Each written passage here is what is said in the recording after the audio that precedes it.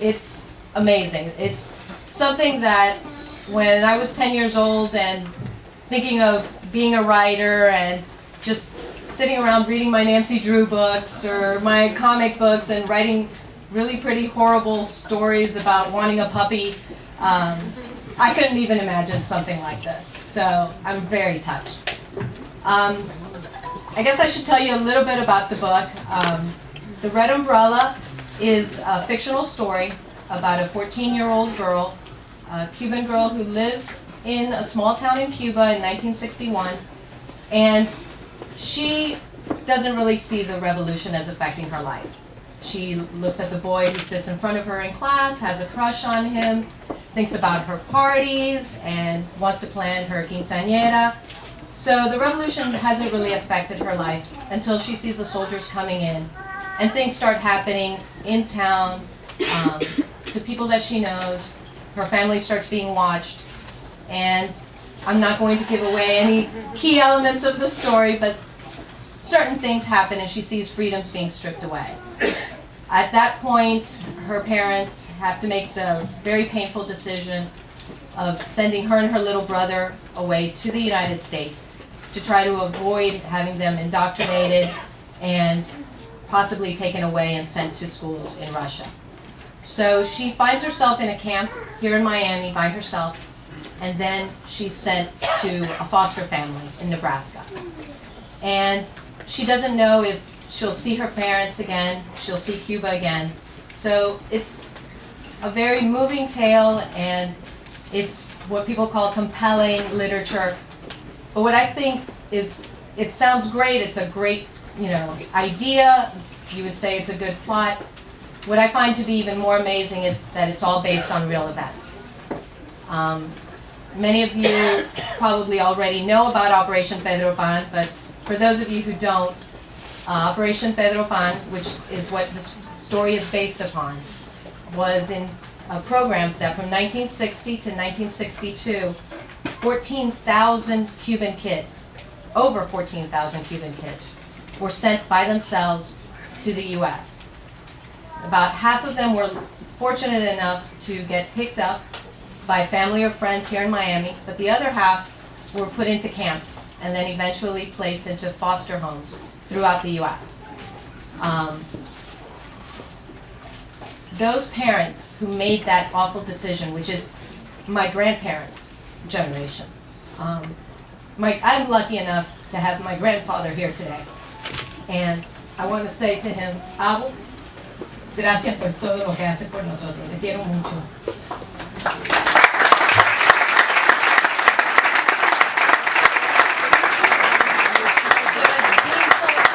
As a decision as that was for those parents, the real heroes were the kids.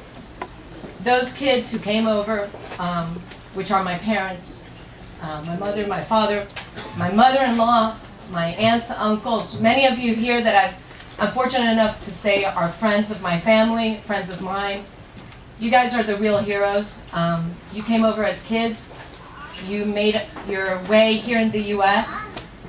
You were able to persevere, survive, endure, succeed, achieve more than many people could ever imagine.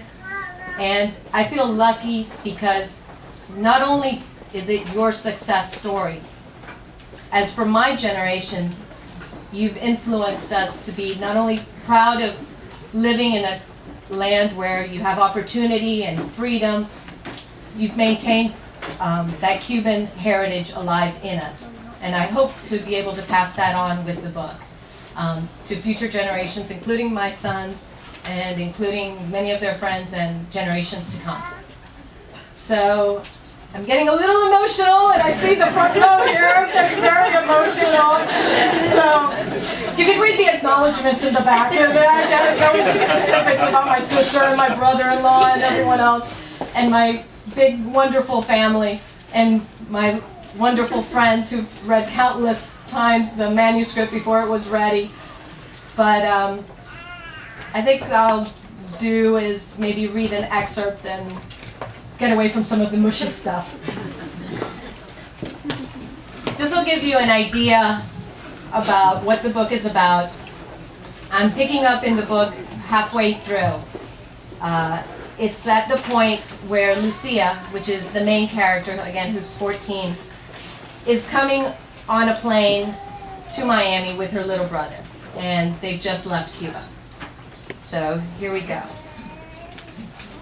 Flight crew, prepare for landing, the pilot announced. The words pulled me out of my daze. I stared out the window as several large hotels came into view. Even from up high, they all seemed bigger than I'd imagined. It was like I had assumed that only Havana had tall buildings. As the plane flew over the beach, the people down below looked like ants, wandering in and out of the water. They seemed so carefree. I'd never been on a plane before, and seeing things from this altitude gave me a new perspective on how small we were, really. I closed my eyes and imagined Mama and Papa were with us. I wished they could see all of this and that we were just here on a family vacation. I opened my eyes to the sounds of a little girl sobbing a few seats in front of me. It was no use pretending this was an ordinary trip. We weren't choosing to come here, and we had no idea when we'd be going back home.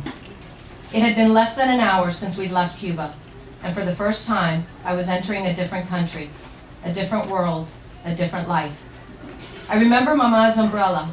It was no longer here to protect us, and neither was she. Frankie leaned over my lap to get a better look out the window. Whoa, look at that building. It has to be at least 100 stories high, don't you think? Frankie pointed to the skyline. More like 20. And we have buildings like that in Havana, I said. From the air, the beach reminded me of Cuba with its coconut palms, turquoise water, and white sand. But as we went farther inland, the rest of Miami looked very different.